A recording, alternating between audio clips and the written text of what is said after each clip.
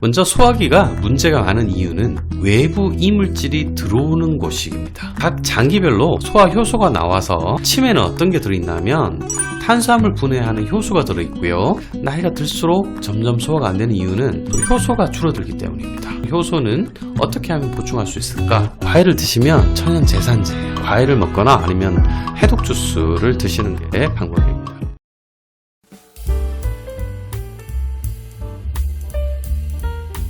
네, 다른 영상에서 위산과 타액, 즉 침에 대해서 우리가 얼마나 소화에 좋은지 말씀드렸는데요. 다른 영상도 한번 참고해 보시고요. 이번 영상에서는 음식 부작용과 글루텐이라든지 이런 얘기를 좀 하려 합니다. 먼저 음식 부작용은 크게 두 가지가 있습니다. 음식 알러지와 음식 불내성이 있는데요.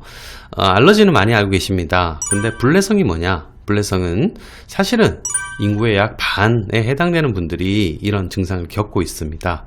당장은 큰 고통을 느끼지는 못하지만 소화가 안 되는 더부룩함을 느끼고 또 어딘가 자꾸 아프고 피로하고 또 기분도 안 좋고 두통도 느낄 수 있고 살도 찝니다. 이 음식과 내 몸이 맞지 않아서 그런 건데요. 예를 들어서 밀이 있을 수 있고요.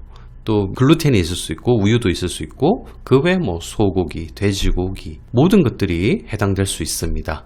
이게 너무 반복적이면 우리 몸이 안 좋아지는 거기 때문에 알고 가셔야 되는데요. 대표적인 게 밀이라고 했습니다. 원래 통밀은 동의보감에도 몸에 좋다고 나와 있습니다. 그런데 이게 밀가루로 변하고 또는 밀가루를 우리가 먹지 않잖아요. 우리 많은 밀가루 음식들이 여기에다가 기름을 섞고 우유를 섞고 물을 섞고 해서 주로 반죽을 합니다. 싸게 만드는 빵집에서는 또 다른 첨가물까지 넣기도 합니다. 이렇게 해서 이걸 반죽을 하면 점성을 나타내는 성분과 탕성을 나타내는 성분이 잘 결합이 돼서 입체적인 망상구조, 쫀득한 글루텐이라는 단백질이 형성이 됩니다. 이런 거를 먹으면 그렇게 식감이 좋죠. 그래서 우리가 수타 우동, 수타 짜장 이런 것들도 우리가 먹게 됩니다. 어떤 문제가 생기냐면 소화가 안 되죠. 일단 왜 여러분도 이렇게 수제비 같은 거 이렇게 해보면 물속에 넣으면 바로 풀어지지가 않습니다. 그래서 글루텐 떡밥까지 생겨났습니다. 그걸 우리가 먹었을 때 소화가 잘 안 되고요. 몸에서는 또 이거를 곰팡이균하고 비슷하게 생겼기 때문에 이게 대해서 공격하는 현상이 생길 수도 있습니다. 자, 그래서 글루텐 프리, 글루텐이 안 들어있는 그런 음식을 드시면 좋겠는데요. 조금씩은 들어있는데 거의 안 들어있는 게 뭔가 하면 바로 쌀입니다. 그래서 우리가 똑같은 면을 드시더라도 쌀국수를 드시려고 하는 분들이 많은 이유도 그런 이유고요. 우리가 오랜 기간 동안 많이 먹어왔고 글루텐이 없기 때문에 쌀은 아무래도 속이 좀 편할 수 있고요. 또 보리도 그렇고 또 귀리도 그렇습니다. 귀리도 서양에서는 오트밀 형태로 해가지고 아침에 오랫동안 물에 담궈서 죽처럼 이렇게 먹기도 합니다. 그 외에 옥수수, 키노아, 감자도 글루텐이 거의 안 들어 있습니다. 자, 소화가 잘 되는 방법을 좀 정리해 보면 1차적으로는 충분한 저작이 필요합니다. 삶고 또 갈아서 만든 채소, 해독 주스 같은 것들은 우리가 소화가 잘 되게 하고요. 또 신음식, 식초를 넣어서 드시면 좋겠고요. 차가운 것보다 따뜻한 게 위의 근육의 혈액순환을 도와줍니다. 또 소화 효소를 외부에서 엿질금 같은 걸로 만드시면 좋겠고요. 또는 위 보호 성분인 알로에베라 라든지 알긴산이 많이 들어있는 다시마, 양배추 이런 것도 도움이 되겠고요. 또 발효식품들, 전국장, 김치, 젓갈 이런 것도 조금씩 드시면 좋겠습니다. 그 외에도 지방을 줄여주는 방법, 식사할 때 물 섭취를 줄여주는 방법, 위산억제제를 너무 많이 먹는 것을 줄이는 것들 이런 것들이 도움이 되겠고요.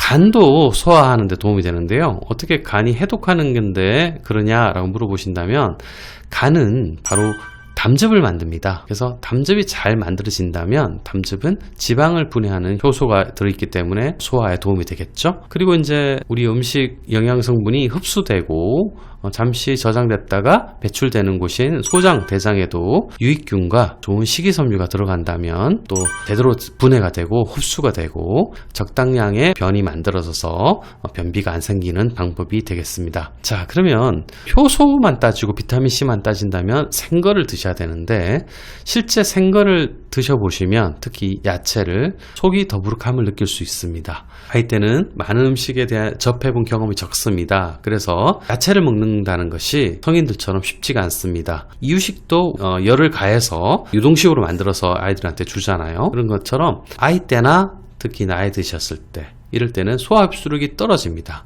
특히 병이 걸렸을 때나 이럴 때는 생거를 드시면 흡수율이 정말 적습니다. 그런데 삶고 갈면 60%에서 90%까지 올라갑니다. 이런 걸 드시면 그럼 영양소가 파괴되지 않느냐라고 물어보시는데 그렇지 않습니다. 보시겠습니다. 수많은 논문들에서 채소와 과일을 열을 가해 보니까 파이토케미컬이 오히려 증가했다라는 실험들이 메타 분석에서 많이 나왔습니다. 파이토케미컬이 뭐냐 하면 식물이 가지고 있는 인체를 활성시킬 수 있는 성분입니다. 안토시아닌, 카로티노이드, 플라보노이드, 페놀 같은 성분들인데요. 이게 진짜배기 식물이 가지고 있는 영양소입니다. 이런 것들이 항염, 항산화 이런 기능을 하기 때문에 우리가 젊고 병이 안 들 수 있는 방법이겠죠. 자, 그런 것들을 우리가 지속적으로 해야 됩니다. 가끔 가다가 당근 하나 먹고 가끔 가다가 브로콜리 이렇게 먹는 것은 충분하지 않습니다. 그런 것들은 음식으로 만들어야 됩니다. 음식으로 만들어서 우리가 꾸준히, 여러분 약 드실 때 얼마나 열심히 드세요? 꼭 식사 후에 딱 30분 안에 드시고 아침 저녁으로 먹으라면 놓치지 않으시고 그렇잖아요. 그런 것처럼 이런 음식도 약처럼 먹으면 약이 될 수 있습니다. 그래서 쉽게 구할 수 있는 재료로 색깔도 맛도 맞춘 해독 주스를 만들어 드시거나 구매해서 드시는 게 좋겠습니다. 자, 지난 영상에서 저작과 침 또는 위산에 대한 얘기 드렸었고요. 오늘은 글루텐 얘기도 드렸고 다른 간에 대한 얘기 이런 얘기를 드리면서 이런 것들이 모두 잘 됐을 때